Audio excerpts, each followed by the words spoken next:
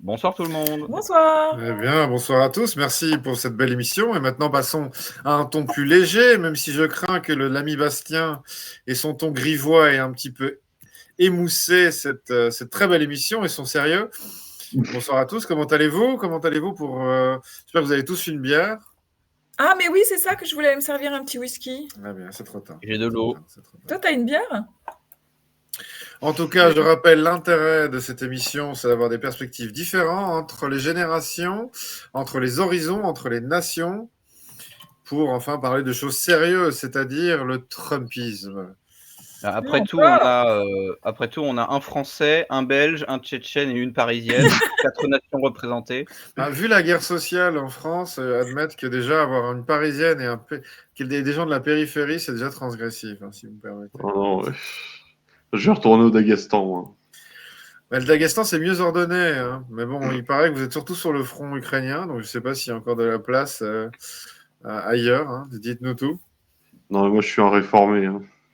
Bon, c'est dommage. J'espère que tu as perdu une jambe au combat. Bon, plus sérieusement, j'avais envie de parler du sujet qui nous turlupine constamment et en même temps nous obsède, que dirais-je, sans mauvais jeu de mots. L'état des élites européennes et peut-être de la population européenne. On parle souvent de Nietzsche en tant que prophète qui tournait entre ses doigts de la dynamite, mais parmi cette bel équipement militaire, il avait surtout le concept de moraline. Moraline, cette morale délavée que l'on mobilise pour se donner de la vertu, un peu comme le vertu signalil aujourd'hui. Est-ce que vous avez aussi l'impression comme moi que nos élites, ce qui est assez ironique, qui sont baignés dans la communication, ne savent plus faire que de la morale et du blabla, quoi. Donc, est-ce que vous avez le même sentiment que moi? Commençons honneur aux dames, honneur à Paris quand même. L'élite française doit s'exprimer en premier.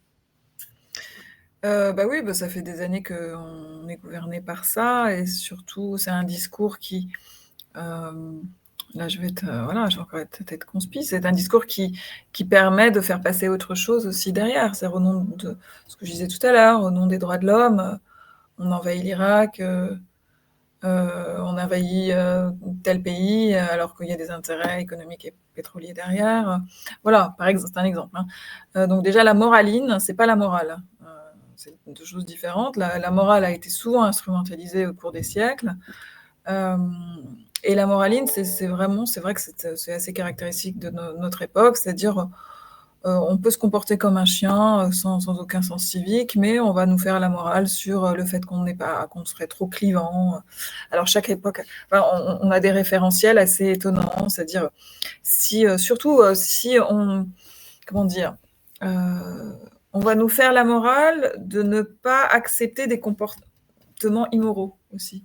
Si on se plaint de certains comportements, on va nous dire qu'on est pas assez bienveillant, trop exigeant, et là, ça devient de la moraline. C'est tout le paradoxe. Vous voyez ce que je veux dire, les garçons? Vous avez l'air complètement... Non, on vous écoute, c'est juste qu'il est tard. Non, mais la moraline, c'est souvent l'inverse de la morale, en fait. C'est ce que j'étais en train d'essayer de dire, mais je ne sais pas si je suis assez claire. Oui, n'inversons pas, ne confondons pas la moraline, concept nietzschéen, et la morale elle-même. Bien sûr, ce serait navrant.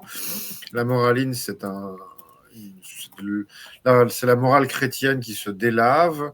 J'aime bien cette idée c'est la morale qui permet de donner la morale, en fait, de faire la morale. Et c'est un peu ça, on vient un peu dans l'époque de l'absence de morale au nom des plus belles vertus. C'est assez intéressant. On parle d'inversion des valeurs, j'aime pas tellement cette référence parce que c'est une référence quand même extrêmement chrétienne et qui fait référence satanique. Mais c'est vrai qu'on en arrive jusqu'à une forme d'inversion des valeurs. Dans beaucoup de cas, c'est-à-dire quand on se... Oui, vas-y. Juste, encore une fois, je suis pas charpenté philosophiquement, intellectuellement, mais j'aimerais bien avoir une définition de base pour qu'on puisse développer. Je crois que c'est David qui a le plus gros cursus en philo, donc je vais demander à lui.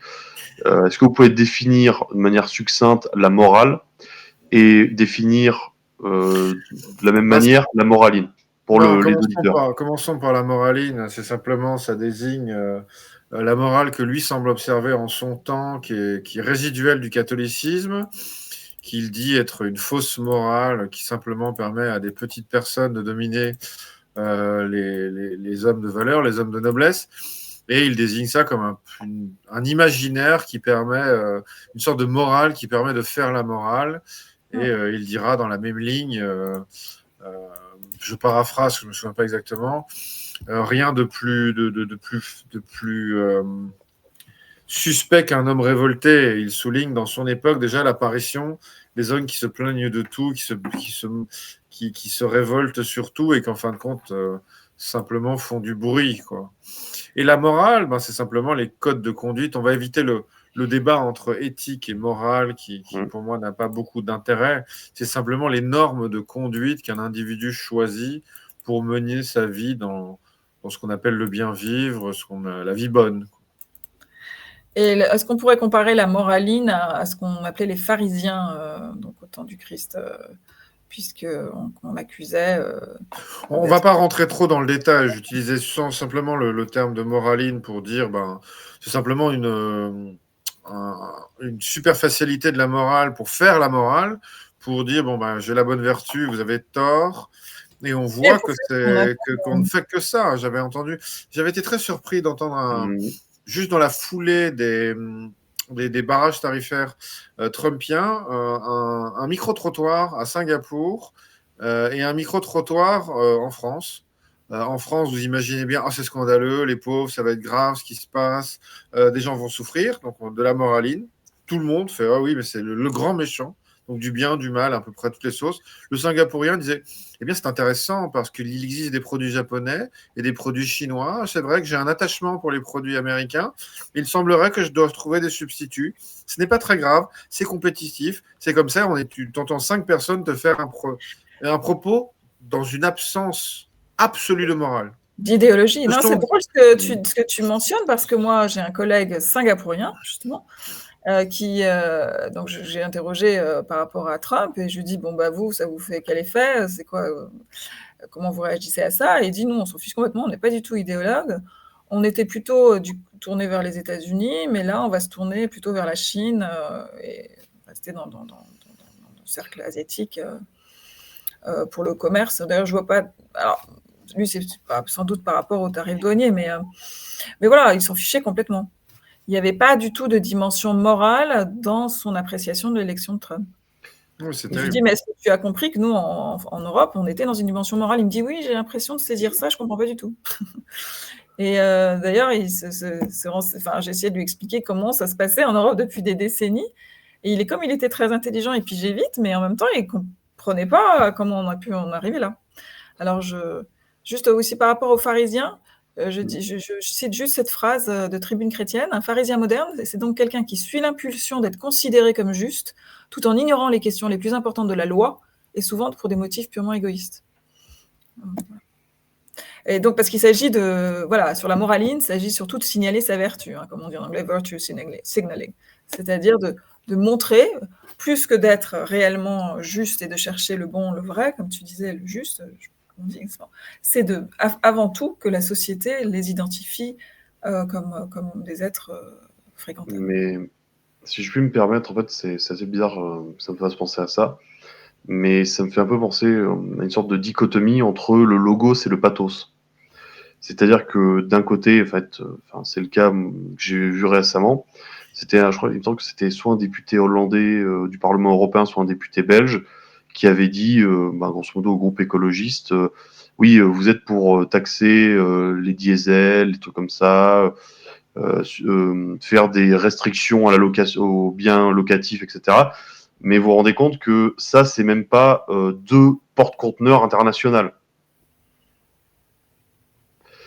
Et à ce moment-là, en fait, je sais pas si c'est la réaction de l'Assemblée ou si c'est juste le fait que je sois réceptif à ce genre de discours, mais on s'attaque avant tout aux choses que les gens peuvent voir facilement et qui ne nécessitent pas de raisonnement. Mmh. Et c'est peut-être aussi ça qui matérialise un peu notre... alors, je n'aime pas parler de déchéance parce que c'est beaucoup trop relatif, mais c'est ce qui peut, par exemple, expliquer pourquoi on a du mal à comprendre d'autres ères civilisationnelles.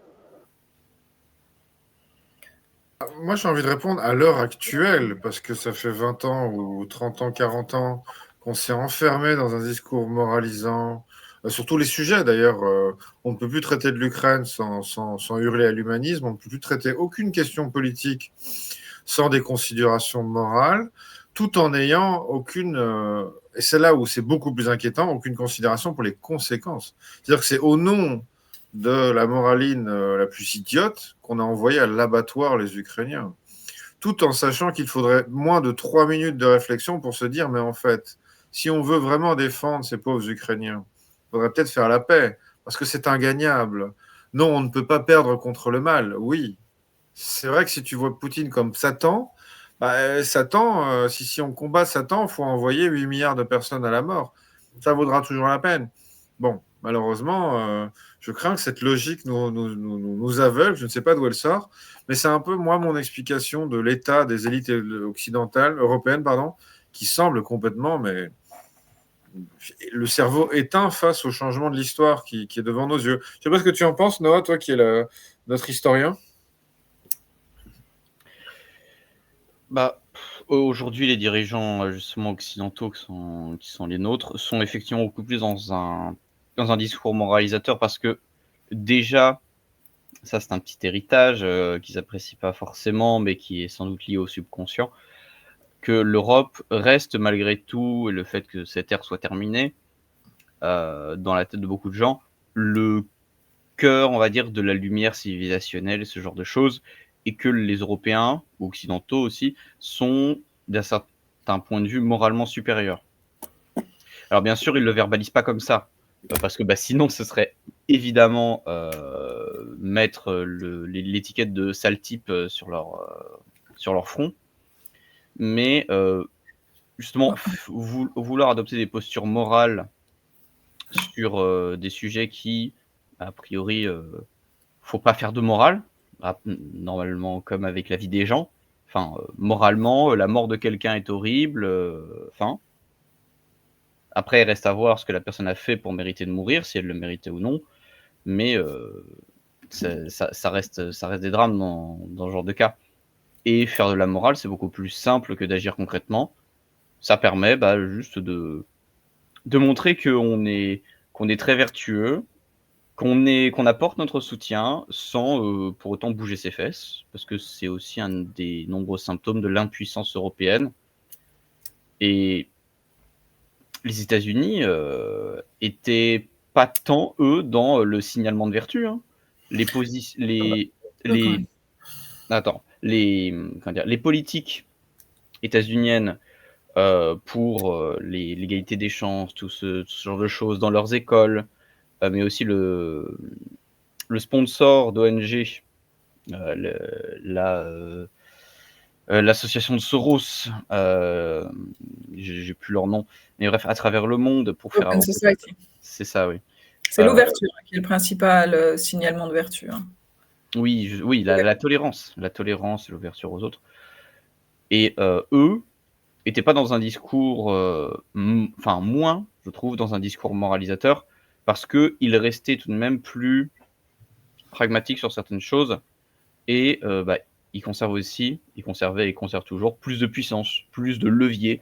Les États-Unis sont puissants, l'Europe, l'Union européenne, les Européens sont relativement faibles, et donc fatalement, ça coûte rien d'adopter non, mais c'est un vecteur de puissance, ça a été un vecteur de puissance que de se positionner comme le parangon de la vertu. Oui. Et aussi, c'est au nom de cette vertu et de cette ouverture, d'ailleurs, qu'ils se sentent tellement forts que même, finalement, l'idée d'un éventuel suicide par leurs actions, hein, que ce soit cette action de surouverture qui, quand même, crée quelques problèmes à tous les niveaux, surouverture dont on parlait tout à l'heure, les traités de libre-échange, comme l'ouverture à tous les vents, je dirais.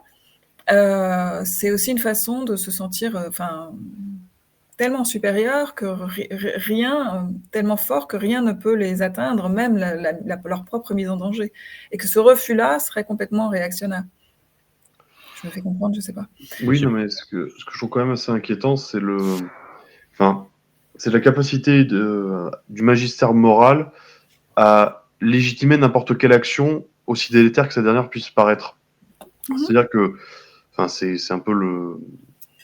Je me souviens plus, c'était un proverbe, je crois que c'était, on dit faire des hôpitaux avec de l'argent sale ou des choses comme ça. Mais là, c'est un peu pareil, c'est que, en fait, vous regardez, hormis le grossier, c'est-à-dire les guerres d'Irak, etc., etc., etc., les interventions américaines, on peut en parler, mais vous prenez quelque chose de beaucoup plus proche de nous qui est le nucléaire. On était indépendant énergétiquement. Ça se développait gentiment un peu partout en Europe, puis après, on a commencé à remettre ça en question. Et puis aujourd'hui, on se rend compte que c'est l'énergie la plus décarbonée. Maintenant, vu qu'on n'a plus d'accès au nucléaire, on est soit dépendant des États-Unis pour le gaz de schiste, soit des Russes pour le pétrole. Mince, ils nous coupent le pétrole, bam, notre économie explose.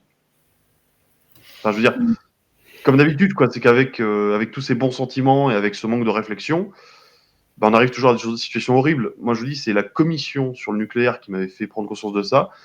Ils ont interrogé Jospin, Valls, tous les types, ils ont dit oui, mais quelles ont été vos bases factuelles, vos données qui vous ont amené à cette décision? Il n'y en a pas. Il n'y avait pas de raison pour qu'on fasse ça.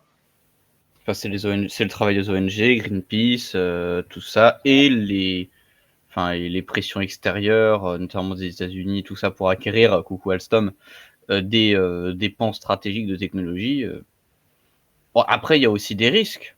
Il y a de véritables risques liés à la technologie nucléaire. Il y a la question du stockage des déchets. Mais toujours est-il que le nucléaire, ça reste quand même très sécurisé quand c'est bien entretenu. Enfin, Fukushima, c'était quelque chose d'exceptionnel et ça n'a pas été un drame. Et Tchernobyl, c'était bien parce que le modèle en lui-même de la centrale et du réacteur était défectueux. C'était exceptionnel. Et donc, aujourd'hui, on se retrouve avec ce genre de problème. C'est un exemple concret. C'est un exemple plus concret, on va dire. En tout cas, moi, c'est plus sur le plan géopolitique où je suis assez inquiet. Je vois quand même des élites européennes qui semblent incapables de réagir à toute action américaine. On a l'impression qu'elles ont tellement intégré l'atlantisme que considérer un monde... En fait, je crois que sincèrement, si un météorite tombait sur les États-Unis, on a l'impression que les élites européennes feraient un auto-da-fé avec leur propre cervelle et leur corps, se suicideraient en même temps et hurleraient mais USA, USA, quoi.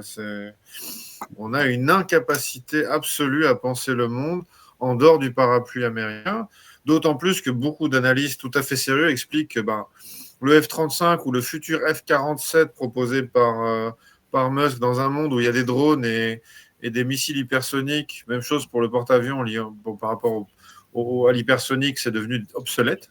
Pourtant, on s'en fait et donc on aurait des experts qui nous expliquent que les milliards de matériel militaire américain seraient quand même plus au goût du jour de la guerre contemporaine.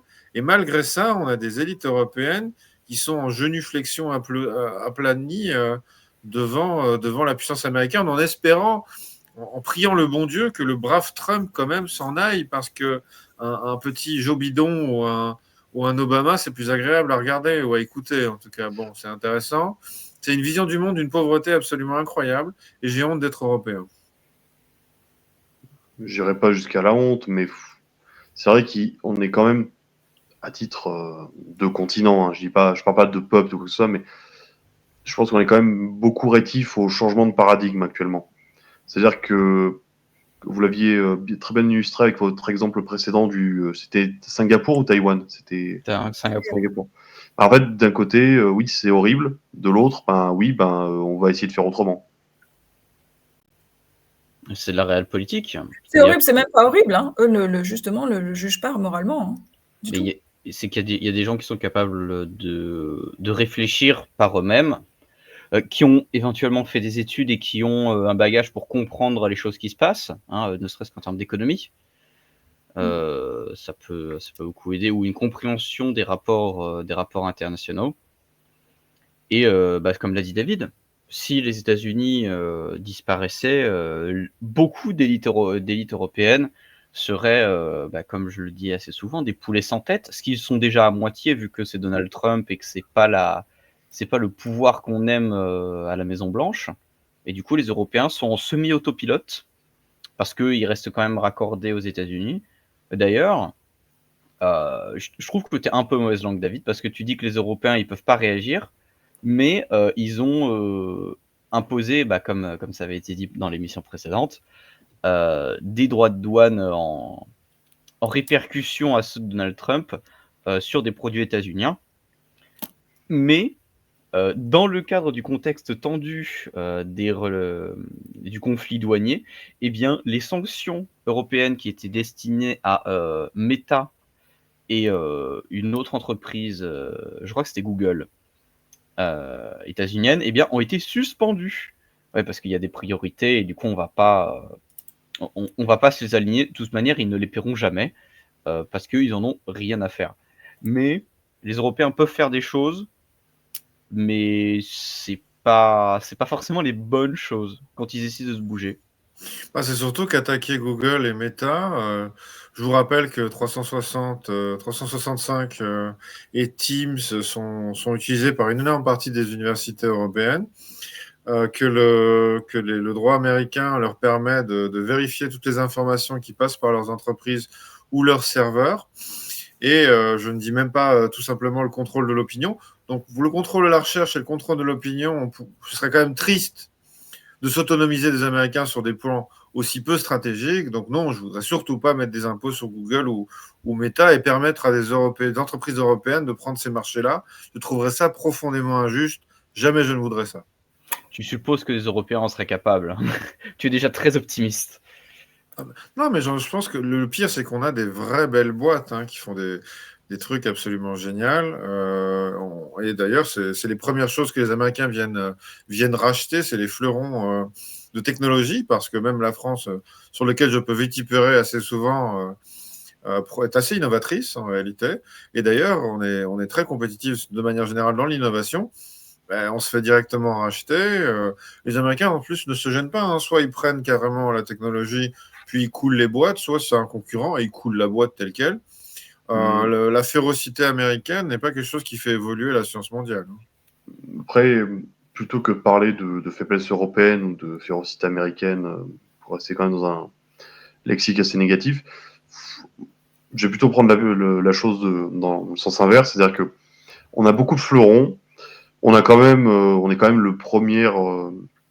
la première zone géographique avec du patrimoine de la planète, surtout des gens âgés, donc ça va être du patrimoine facilement mobilisable d'ici les prochaines décennies. Donc voilà, on peut quand même tabler sur un dynamisme là-dessus, c'est-à-dire qu'en fait, on aura du patrimoine, on a des compétences techniques, même si, on peut souligner des problèmes éducatifs ou technologiques ou juridiques pour les entreprises, ou quelques incohérences fiscales. Mais voilà, je pense qu'il y a largement moyen qu'on s'en sorte. Et en plus, comme l'avait dit Todd, ce qui a surtout caractérisé l'Européen pendant les 2, 3, 4, 5 derniers millénaires, c'est qu'il a conservé le dynamisme de l'homme de Néandertal. Je ne sais pas si Néandertal savait compter.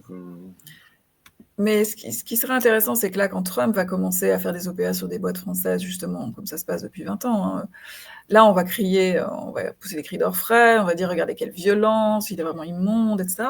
Alors que sous les démocrates, ça se faisait, et que là, c'était un tabou total, il ne fallait pas en parler. Non, il ne s'était rien passé. Pour dire à quel point tout est idéologique. Une chose peut être... c'est pas seulement parce qu'ils sont pas... c'est pas seulement entre ceux qui vont vraiment défendre les démocrates ou défendre qui sont fortement politisés. C'est le français moyen, va même pas comprendre, va se plaindre de la violence de Trump et n'a pas vu qu'en fait, il y avait une violence sournoise depuis des années. Et c'était la même, en fait. Ça m'interroge sur d'ailleurs l'affaire Alstom. En quelle année l'affaire Alstom a été mise en lumière? C'était le début du mandat de Macron. Au début. Non, c'était un peu avant. Oui, sur la fin de Hollande. Ouais, c'est ça. Je crois que ça devait être entre 2015 et 2017. Qu'il y a vraiment commencé, même... de l'économie, c'est pour ça que je dis, parce que lui a trempé là-dedans. Non, parce que je vous dis, il y avait eu un reportage assez bien foutu, pour une fois, qui avait été fait par un média d'investigation en ligne. Alors, j'essaierai de vous retrouver le titre, on vous le mettra dans la description si j'y repense. Mais en fait, ils avaient expliqué, tout était témoignage officiel, compte rendu de réunion, etc. Et il disait qu'en fait, il y avait eu Montebourg qui était à l'époque ministre de l'économie et Macron qui était secrétaire général de l'Élysée. Ou non, secrétaire adjoint. Il y a Hollande, il y a Montebourg, il y a Macron. Et il y a Montebourg qui dit bon, on va le nationaliser pour sauver les emplois, les brevets et compagnie. Ok. Bon.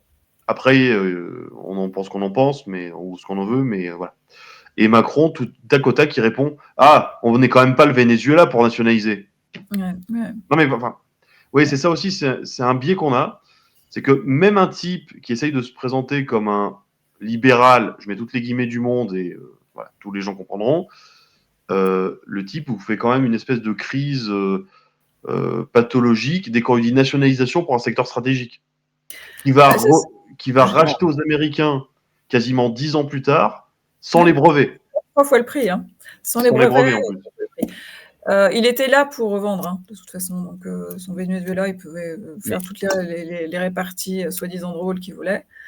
Je sais pas, honnêtement, si je suis un président de droite, mais me faire traiter de communiste pendant une semaine et sauver le secteur stratégique énergétique de mon pays, j'hésite pas 2 minutes. Quoi.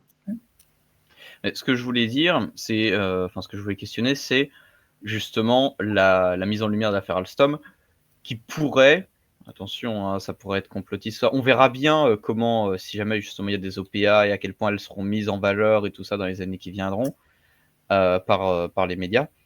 Mais ça pourrait être justement un effet de zoom sur le fait que le mandat de, au hasard, Donald Trump ait commencé.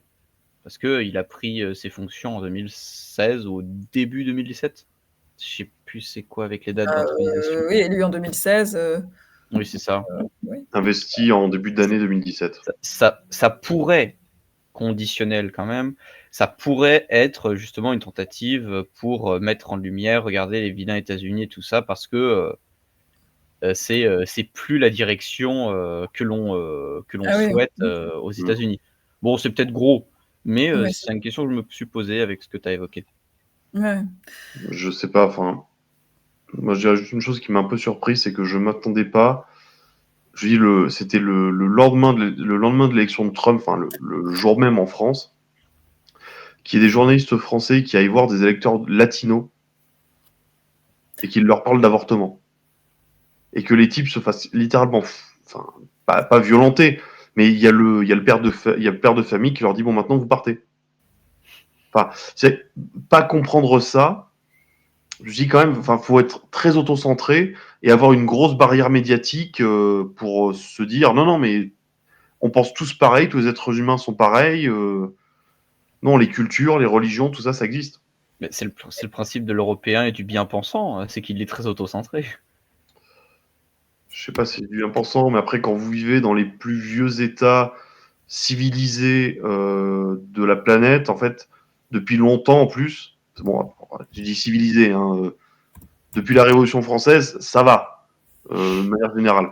Mais on est quand même dans des pays, voilà, c'est pas le zoo, il y a un État, il y a une justice, voilà. Je pense que peut-être après on s'adapte au confort et on s'imagine que c'est la base aussi pour tout le monde. Mais un des faits de guerre des Américains, ça a toujours été la capacité à renvoyer à l'âge de pierre les zones les plus civilisées, hein, je veux dire, enfin les plus civilisées, en tout cas très civilisées. Quand on voit l'état du Moyen-Orient avant que les Américains y mettent leurs vilaines pattes, on peut au moins reconnaître aux Américains d'avoir aucun scrupule à détruire ce qui est ancien et joli. Donc quand je vois l'état moyen de l'Européen qui s'est américanisé, donc devenu complètement analphabète, qui est devenu beaucoup plus gras et qui n'a plus aucune discipline, aucune volonté de vivre, ça m'étonne. Enfin, pour moi, c'est signé USA, quoi. Donc en soi, je crains qu'il va falloir se réveiller dans un monde où on n'est plus agrippé à cette sangsue qu'est l'Amérique. À propos juste de ce que tu disais tout à l'heure, Noah, l'affaire Alstom, elle est un peu plus ancienne que ça. Oui. Démantelée en 2015, l'American General Electric a pris le contrôle des activités énergie. C'était 2015, Oui. 2014, Non, 2015, c'est le maximum. Non, je sais bien que c'était ancien et que ça date du mandat de Hollande. avant le mandat Trump, en tout cas. Oui, je sais, mais ma question, c'était la mise en lumière de l'affaire, justement, par les médias pour qu'on en parle. Ouais. C'était ça mon propos. Mais je sais bien que l'affaire est plus ancienne. on va éviter à nos milliers de téléspectateurs de sombrer face à nos petites pinailleries sur des Non, détails. parce que c'est important, parce qu'on pourrait mettre ça sur le dos de Trump, justement, et pas des démocrates. De toute façon, préparez-vous. Oui, mais ça, on l'a dit. Préparez-vous. C'était la faute des Russes quand le chat était malade. Bientôt, il y aura plus de céréales dans le frigo, dans l'armoire. Ce sera la faute de Trump. Bon, Ouais, en bon Européen, c'est la faute des gros méchants. Et nous, on est les gentils. Mais les gentils moutons. Donc, j'appelle chaque personne qui nous écoute à voter le changement. Votez Le Biquette. changement, c'est maintenant. Votez Biquette. Et alors, est-ce que vous, les garçons, vous voulez dire quelque chose de plus précis sur cette bataille des tarifs douaniers? Je vais juste répéter ce que j'avais dit. Pour moi, c'est une expérience politique intéressante. Ouais, tout à fait. Donald Ben, Trump essaie quelque chose. Non, mais voilà, c'est ça, c'est qu'il essaie quelque chose. Ça a peut-être foiré. Il supprime l'impôt sur le revenu. Il revient à un système fiscal basé sur des taxes et du tarif douanier. Je me dis, ok, il met des droits de douane en effet miroir, c'est-à-dire son taux de base, plus vous lui donnez de droits de douane pour s'opposer à lui, plus vous en aurez en réponse. Oh, peut-être que ça va, c'est peut-être idyllique ce que je dis, mais peut-être que ça va un peu discipliner le commerce international, diminuer les frettes, donc diminuer la charge de CO2, et puis peut-être qu'enfin, on va peut-être avoir arrêté, ou moins minimiser l'exploitation des pays de population du tiers-monde par des entreprises et des firmes transnationales. J'ai envie de vous amuser. Depuis qu'on a commencé la conversation, Trump a changé d'avis finalement. Et il a mis une suspension sur une grande partie de ses surtaxes douanières mondiales Oui, à pour en faire augmenter celle de la Chine, ce qui remet Wall Street à peu près d'équerre. Donc les remous mondiaux n'ont pas fini de nous étonner. C'est ça, à l'occasion en fait de la réponse de la RPC aux douanes états-uniennes. Donald Trump a réaugmenté les siennes et a annoncé un abaissement de toutes les douanes, hormis celles adressées à la RPC, donc République populaire de Chine, à 10%. Donc on met en pause, ce qui rassure les bourses, au moins les bourses états-uniennes, parce que les européennes, elles continuent de baisser. Trump pris au piège de sa propre stratégie. Il a reculé, il a eu raison de le faire. L'âge d'or des États-Unis ne se décrète pas. Et c'est qui? Alors, c'est quand même... Alors, encore une fois, c'est peut-être moi qui suis un petit peu bête, parce que j'ai pas fait d'école de journalisme ou de président des études, mais une analyse, c'est pas basé sur un peu de recul, parce que là, réagir sur quelque chose qu'il a annoncé il y a 5 minutes, tout de suite, enfin... Non, mais bon, je dis juste, en tout cas, c'est les journalistes réagissent très très vite. L'âge d'or des États-Unis ne se décrète pas, c'est quand même extraordinaire. Mais est-ce qu'ils ont le QI d'une huître ou ils sont capables de penser qu'il veut juste concentrer ses efforts sur la plus grosse menace commerciale et hégémonique des États-Unis? Non, je pense que c'est l'option huître. On va pas insulter les huîtres. C'est une bonne nouvelle pour les marchés, nous dit machin, chef économiste. Oui, mais bon, après, honnêtement, je sais pas, mais enfin, entreprise de tech. D'après moi, un écologiste un peu consistant, il pourrait que saluer les barrières d'honneur de Trump, parce que vu que vous relocalisez la production chez vous, oui, ça fait de l'inflation, mais vous contrôlez la pollution, la réglementation pour les droits humains, pour l'environnement, tout ça, donc je sais pas. Tu vois bien que l'idéologie... Non, mais il y a une erreur de raisonnement absolue dans ce que tu dis. Pour un écologiste, Trump est méchant. Et c'est plus grave que l'explosion de la planète. Donc, tu n'as rien compris, malheureux. Suspend pour 90 jours, reconnaissant que ces surtaxes effrayaient. On verra ce qu'il en est. De toute façon, on retombe de nouveau dans la stratégie Trump qui est de faire des trucs tonitruants pour finalement reculer légèrement. Il le fait systématiquement. Il a même fait un livre, mais on tombe chaque fois dans le panneau. Mais je vois pas l'intérêt tactique, parce que je trouve pas que ça lui donne une très bonne... Il souffle le chaud et le froid. Il préfère concentrer ses efforts contre la Chine. Enfin, c'est relativement logique. Il ne veut pas avoir à s'occuper de tous en même temps, et du coup, il veut faire du bilatéral sans avoir la pression de tous les autres ennuyeurs sur le dos, au premier chef desquels les Européens. C'est plutôt logique, même si ça donne l'impression qu'il recule. Dans les faits, oui, il recule. Mais dès que la situation sera stabilisée avec la RPC, m'est avis que ça va repartir pour les autres pays, ou alors il va les laisser comme ça. Et ça va négocier au cas par cas. Après, je sais pas, mais peut-être qu'aussi, il court trop le lièvre à la fois, hein, C'est l'Ukraine. chaotique ou c'est Possible, hein. justement ou c'est vraiment parce qu'il est complètement, chaotique? Il essaie de faire peut-être trop choses à la fois, comme il dit, hein, Baptiste. Enfin, Bastien. Ben, je sais pas, mais c'est-à-dire qu'il doit gérer l'Ukraine, le Canada, les tarifs douaniers avec l'ALENA, les rééquilibrages qu'il veut faire en Amérique latine, la politique avec l'Union européenne, la Russie, la Chine. Enfin, au bout d'un moment, je pense qu'il a fait plus de choses en 2 mois, enfin, en un Ouais. mois et 3 quarts, que Biden en 4 ans. Donc, je pense qu'il peut souffler 5 minutes quand même, parce que au bout d'un moment, même nous, on va commencer à fatiguer. Ouais, mais d'ailleurs, c'est le cas. En tout C'est cas, il a facile. réussi à épuiser tous les dirigeants mondiaux. Et je crains, en si. fait. Dis-moi. Sauf Xi. Sauf qui? Sauf Xi. Le président Xi. chinois. Xi Jinping. Ah, si. Non, mais Xi, je pense qu'il a le temps long. Il est infatigable. J'aimerais finir cette émission en invitant d'abord tout le monde à espérer des dirigeants qui agissent au lieu de parler. Et je vous raconterai la rencontre d'un ambassadeur français avec son homologue, un diplomate chinois. Et au cours d'une conversation bien arrosée, il demande mais qu'est-ce que vous pensez, on est dans les années 2010, mais qu'est-ce que vous pensez de la Révolution française? Et le Chinois pensif lui répond on verra. Un dernier mot chacun avant qu'on ferme les bancs? On aurait pu peut-être justement parler de Moraline tout à l'heure, commenter ça par rapport au procès de Marine Le Pen, mais on fera ça une prochaine fois. Je t'en mets ça en parallèle, ça pourrait être. On en a déjà parlé. N'ouvrons pas un nouveau sujet, Non, mais par rapport à la Moraline, gardons-le non, pour rien, une hein, autre fois. j'ouvre juste de nouvelles perspectives de réflexion. Avec plaisir. Bon, messieurs, vous avez l'air bien silencieux parce que le livre vous appelle. Je vous souhaite une bonne soirée. On a un petit peu discuté comme au bar, car maintenant les bars sont on aura fermés. vraiment un petit verre de je sais pas quoi. Ouais. Non, mais juste un point, c'est que enfin, ça fait vraiment citation bateau de fin de soirée. Mais j'aime bien cette phrase de Jean-Paul II qui disait n'ayez pas peur. Et de toute façon, ça sert à rien d'avoir peur, hormis prendre des décisions idiotes. Donc, garder la tête froide et se dire ne pas voir les problèmes, mais plutôt voir les solutions qui s'offrent à nous. Voilà, le débat est ouvert. Si vous-même vous voulez participer au débat, rejoignez notre Discord. Alors, on espère que ça vous a pu amuser parce qu'on ergote sur l'actualité qui est malheureusement trop riche d'incertitudes. On remercie la technique, on remercie nos invités et on remercie nos viewers. Une excellente soirée à tous. Bonne soirée à tous. Plus.